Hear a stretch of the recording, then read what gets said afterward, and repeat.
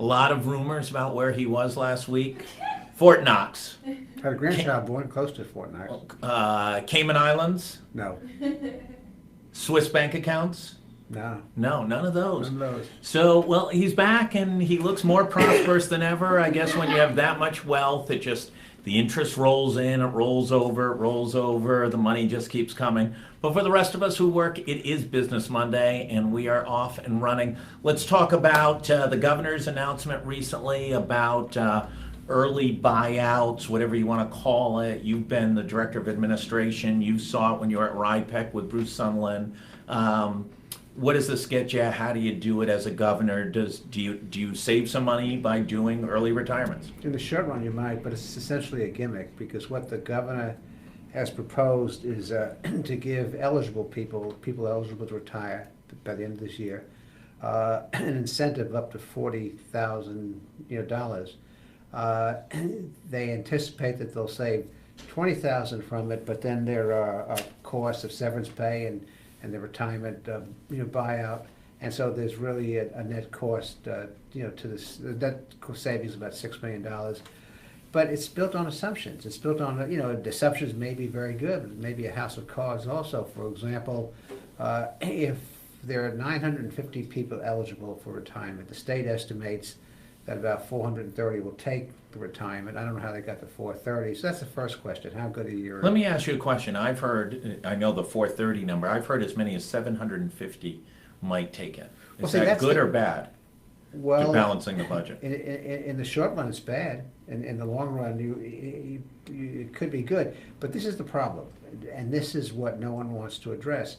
If somebody takes early retirement and leaves a position, and then the state says, well, we're only going to fill 50% of those positions where people take early retirement, unless they have some kind of crystal ball. They don't know what positions are being vacated. Right. They don't know how critical those positions are.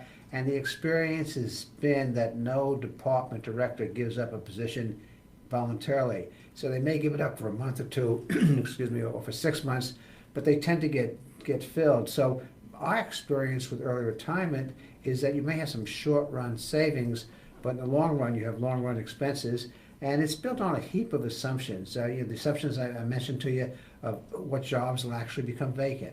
Of those jobs that become vacant, how good are your estimates that 50% of the people will take it as opposed to 60 or 40%?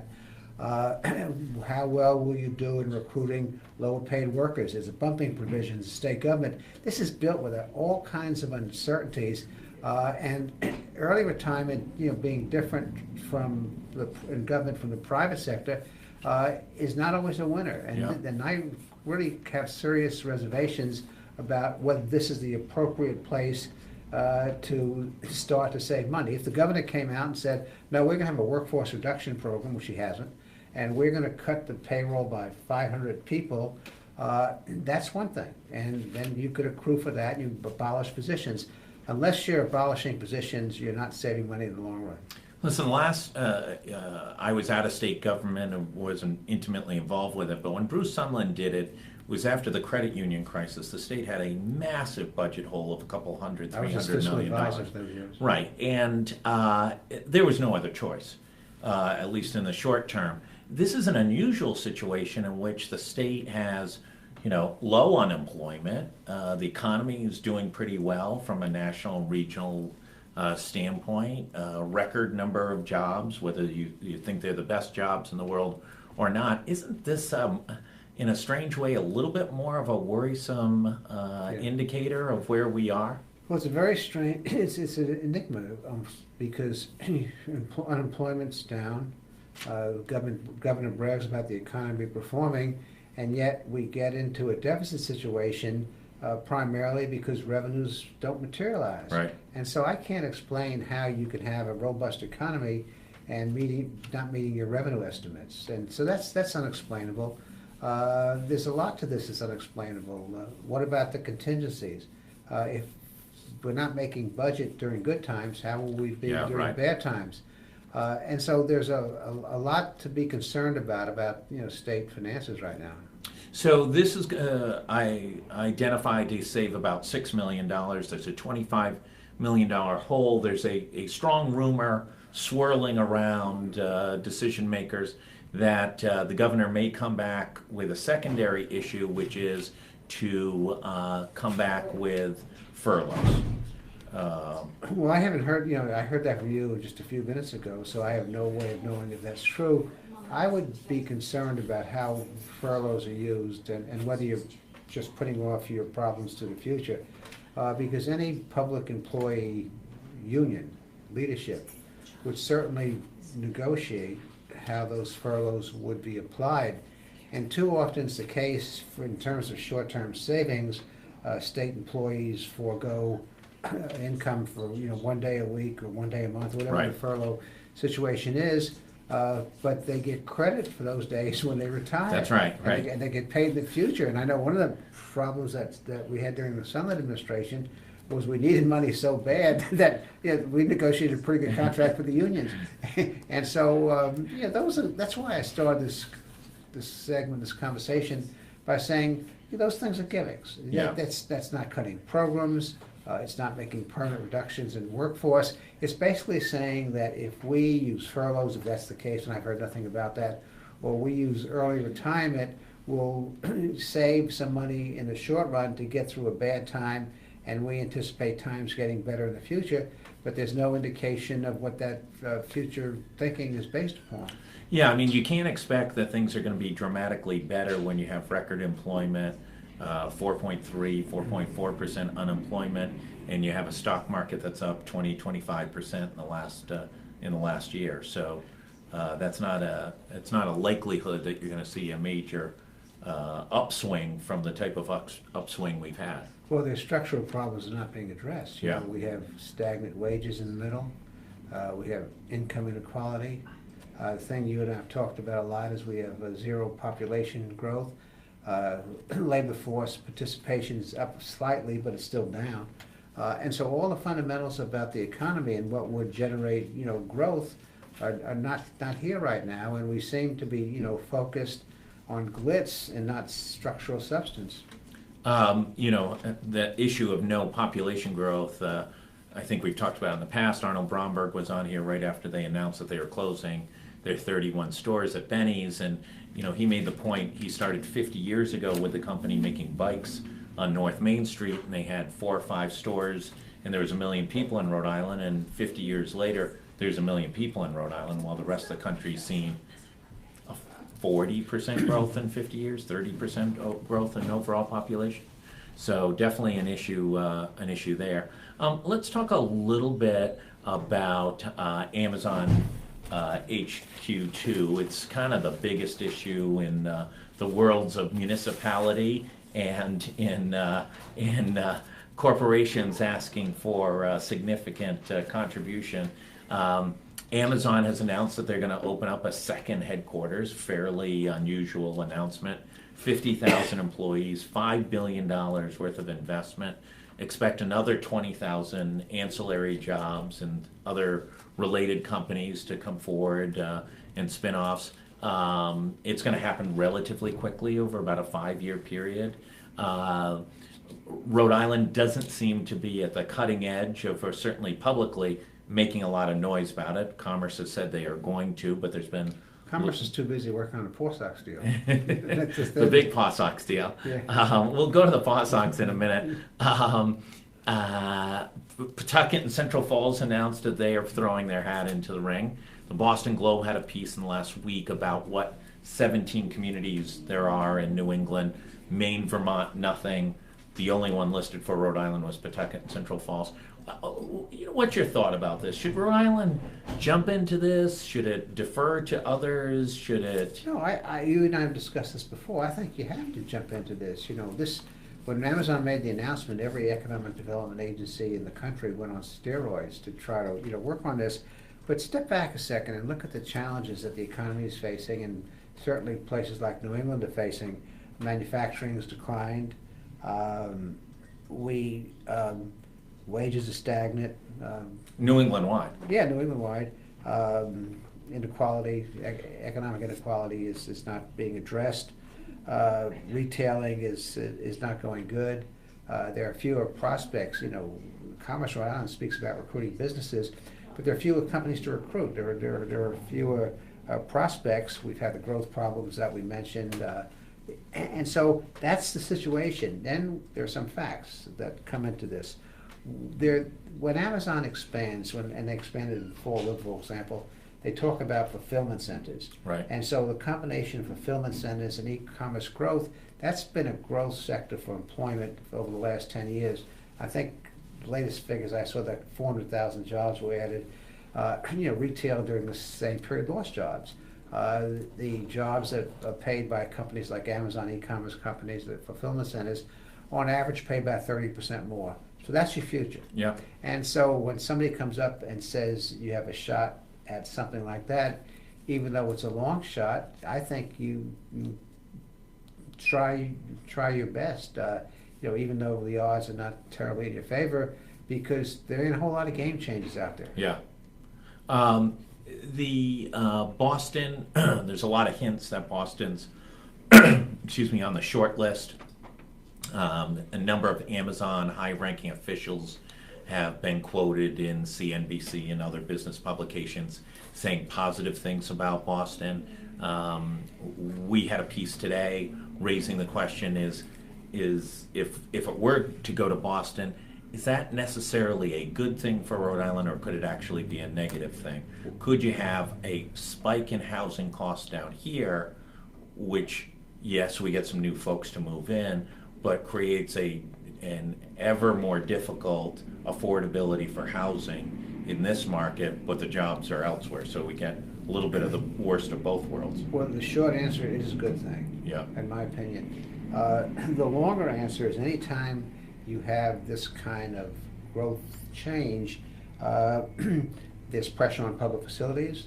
Your kid, instead of going to a high school of 1,000 kids and being on a football team, goes to a school of 2,000 kids. He may not be on the football team, or she may not be on the swimming team. Right. Housing supply and demand becomes a problem.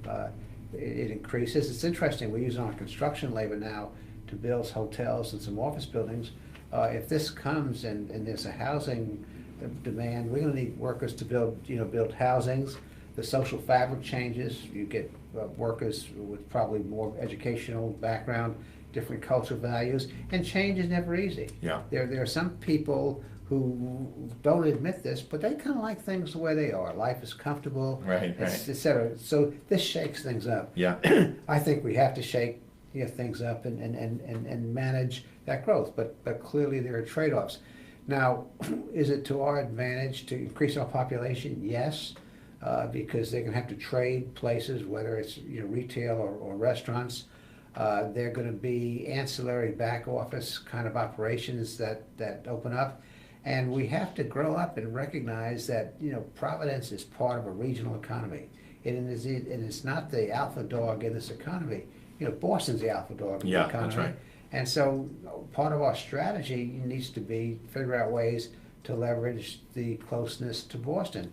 So if an Amazon, for example, came to Boston or a suburb of Boston, then we have to begin to think strategically how we can attract people, how we can attract back office operations that service Amazon, and that is an opportunity. And Right. I don't see many other opportunities on the horizon. So, if it comes to Boston, I think we ought to celebrate. Let's jump over to the Paw Sox. A very interesting House hearing last week. I know you were away, but it was very different from the Senate hearings, which had, certainly the first one had a taste that it was, the game was fixed a little bit, and I think they heard about it and tried to level the playing field in the additional hearings. But over in the House, I think there was a frustration by Pawtucket officials and Pawtucket Red Sox officials about the depth of the questions about what's going to happen to McCoy, who's going to assume those costs. If it costs $35 million to fix it into a ballpark, what's it cost to tear it down? What's it cost to turn it into something for the community? Those questions seem to be unanswered. Another big question theme by the House Finance Committee was interesting. It was, listen, one of the problems in McCoy is that there hasn't been dollars for rehab, and it wasn't ever taken into account. And it doesn't look like there's money in this project proposal either, despite spending upwards of 82, 83 million dollars or more. Where do you think we are right now? Well, I was impressed by the hearings, because after you and I discussed the first hearing. Yeah.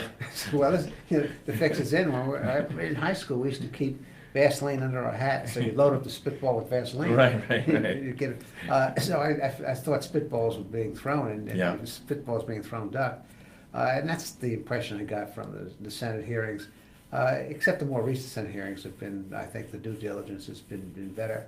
I think the House is asking the right questions, and you have to break it down, I think, into two components. The first component is it something that we should do? And the answer to that question is yes. Then how do we make the deal better? And so, for example, one of the issues raised, I think it was in the House, it could have been in the Senate, is the Pawtucket Redevelopment Agency the best place to finance this from? Can you get a better interest rates if it's financed by the... Well, that's Seth Magaziner's comments Right, later yeah. in the week, where he said, And Seth is why are we running this through a high, And that's a good question. The other kind of questions that you pointed to, are there things that should be part of the proposal that we should know about now, not learn about 2 years from now? Maintenance, what happens to McCoy, some of the talk about, creating a tax increment financing zone around the ballpark. Is that wishful thinking? How realistic is that? Those are legitimate questions that you need to do good due diligence on, even if you go from the assumption, yeah, we would like to do this deal, but you don't want to screw the deal up. So I think what's come out of the committee thus far are good questions. If they're not questions that are killers of the deal by any means, they're really questions to come up with a more realistic appraisal of what the deal, would mean to taxpayers of the state and what it would mean to the community. But the test is going to be, whether or not anybody waits around to get an answer to this, and that's what we'll find out, if the pumpkin was cooked, before it was peeled. Well, it is interesting that nobody is publicly going all out for this thing, right? I mean, you don't hear Dominic Ruggiero on Go Local Live or on talk radio or sitting down with the editorial board of newspapers. You don't see the governor doing that. You certainly don't see the speaker who's publicly said, I'm the last one in on this deal. But they have, at the same time, there have been a lot of backroom conversations. Yeah. It wouldn't have gotten this far at this time of the year if certain people in the legislature didn't want it. A lot of the governor's funders are very much involved, donors I should say, are very much involved with this, and then they express concern of, well, she ought to do it or get off the pot kind of expression. So that pressure is there, and what you do see is the only people that have money to advertise this are the proponents. Yeah. They've run, I think, some good television ads on this. When you look at the list of people testifying, all the establishment groups now are on board. Yeah. I can't think, unless you can help me, Josh, I can't think of an establishment group that hasn't come out with a proposal. Whether they understand it or not is a different question. I think certainly all the chambers but one, a number of the mayors but one. I don't think Fung's come out in favor of it, but I think a number of the other mayors have. But the community leaders have come out in Yeah. favor of it.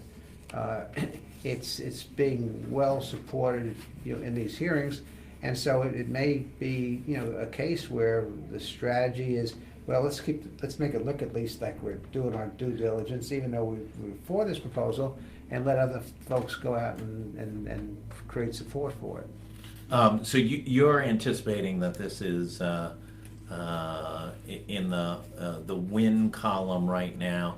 Does Seth Magaziner's comments saying a number of things? He said, one, good to keep the Paw Sox in Rhode Island. Number two, he said, the existing deal is financially viable, but it could be improved upon by changing who the bonding authority is. And he also said that the cost of the project is higher than really what's being presented to folks. And Seth, I assume, was given that information by the state's financial advisors. And I don't think we've seen the top number yet. I think there are maintenance costs, there are replacement costs. There are any questions about what Pawtucket, how quickly the development around the stadium is gonna happen. And, Pawtucket can say, well, we're gonna take the money and devote it to the stadium. That means they can't devote it to their schools. Right. And so economic development, the proceeds of economic development and how that's allocated are important. But these are the kinds of questions you would expect one to ask without necessarily, saying, oh, I'm against the project. They're part of the legislative role is not to say no, it's to say yes, but make sure they say yes to what works and not yes to what hopes to work. Let's go to Washington for a minute. It's never a dull moment down there. President Trump keeps things hopping. Let's talk a little bit about tax reform. Do you know anything about tax reform? Oh yeah, I've known about it for a long time. Yeah, no, it's gonna be interesting. And some of the tax reform issues, and you need to break this down. So the first thing people on the left say, we can't do tax reform because the rich benefit. Well, if 10% of the people are paying 70% of the taxes, that's obviously an oxymoron. That's going to follow.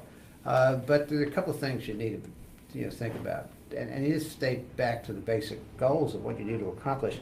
One, we know we need to do something on the corporate tax. Corporate tax rate is not competitive.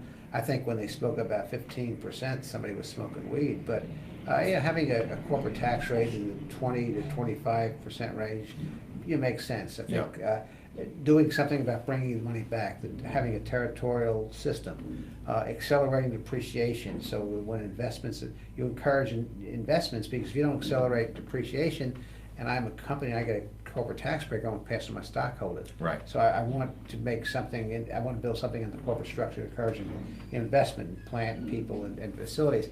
That has to be fixed. Whether it's a liberal or conservative, Democrat or Republican, America's corporate structure is stuck. So I don't know because we live in the Northeast, but once again, it seems like the Republicans come forward with a proposal.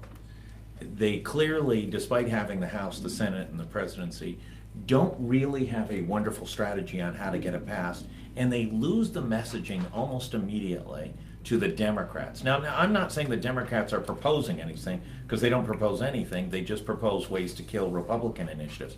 Why can't the Republicans gear up a strategy in which they propose something, actually have a game plan of how they're going to push it through Congress, but also be on message? Two Republicans, three opinions sometimes. Yeah. But no, I think Paul Ryan has. I think the Better Way proposal that he came up with a year ago on this, was on message. And the message is very simple. We need to restructure our tax system to become more competitive. I just mentioned the one area where we clearly are behind the eight ball is our corporate tax. So I'm not too worried about the winners and losers distributionally. The data I've seen indicates that labor benefits from a corporate tax cut by about 35% and business benefits 65%. But there is benefit from both, and I can show you your data. Sure. The second issue is a fairness issue. It's tax simplification. No middle-class family should be paying somebody $300 to fill out their tax return. Right. And that's where it gets complicated, because when you want to reduce the rates and close loopholes, people have different points of view, and I'll speak about a loophole I'm working on in a minute if you will. And so tax simplification is the second issue. The third issue, and this is a mistake we make as Republicans, we should not be talking about reducing the 39% rate. There is no reason and no support in this country for doing something to help the top 1% on their income tax. Right. There is justification to help business and help wealthy people on the corporate tax, but not on the income tax. And it becomes sticky, because every change you make to simplify the structure, there's a winner and loser. And you talk about state and local tax deductions. State and local tax deductions, favor rich people. Yeah. Because they pay most of the taxes. And yet you get very liberal Democrats arguing to keep that exemption, and that needs to be brought out. That's complicated, because you have strange coalitions. You'll have certain liberals are working with certain other people about keeping state and local tax deductibility. which we know is a regressive way to go about this. You'll have other people, on mortgage interest. One of the interesting things, as they work through this, there's likely to be a compromise, where you have a choice of either deducting your state and local taxes or your interest expenses, so it balances out between the states, and Yeah. different states with different economic, backgrounds. So those things will be discussed, but Give me your prediction. Where will we be 6 months from now? I don't know. One of the concerns. You're the money man. Yeah, well, We're talking about money. Well, We're talking about massive piles of money. But I'm too smart, that's why, I'm too smart to bet on a horse, I'm not sure who's gonna be the race right now. But I think they'll have to, 6 months from now, if something is not done, there's gonna be a tremendous political cost to the Republican Party, and then there's gonna be a tremendous political cost to the competitiveness of the American economy. So I think the good minds need to get together and. Let me ask one other question. If they were to pass any type of tax reform, will there be any Democrats voting for it, or will it all be GOP? I think you can get some Democrats, not a lot. I think, I can mention a few names in West Virginia, Yeah. North Dakota, places, states that Trump Yeah. carried. But to get the Democrat support, you got to not make it look like it benefits just the disproportionate share. By the way, if you want to keep Susan Collins and Lisa Murkowski and John McCain, you probably need to do those. Well, Susan Collins said today, I think, that she would vote for the budget resolution, which enables it to become largest on a partisan vote. But you have to, on the individual side, it's still very sticky on how you simplify, how you modify exemptions and deductions. Because one of the things Trump has proposed is to increase the standard deduction from 12 to 25, double it, almost Yeah. 25,000. That means people, the first $25,000 income of a working family is Tax-free. is tax-free. And so when you begin to look at the numbers and you tell me that, well, you have to give up your deductibility, but the first $25,000 of your income is tax-free, I want to talk about that. And in fairness, it may be the case that you want to keep state and local deductibility and cap it. Yeah. So the very rich don't benefit. There are 1,000 different nuances how this can go, but keep your eye on two things. First thing, and this is what I wish we'd keep our message this way, is we have to modify the tax code in order to incentivize jobs, and that's with the corporate tax. On the income tax, we have to make it simpler and fairer, and if we just stay with those three themes, we can have a good debate. Money man Gary Sasse, a weekly treat for everybody interested in what's going on in the Rhode Island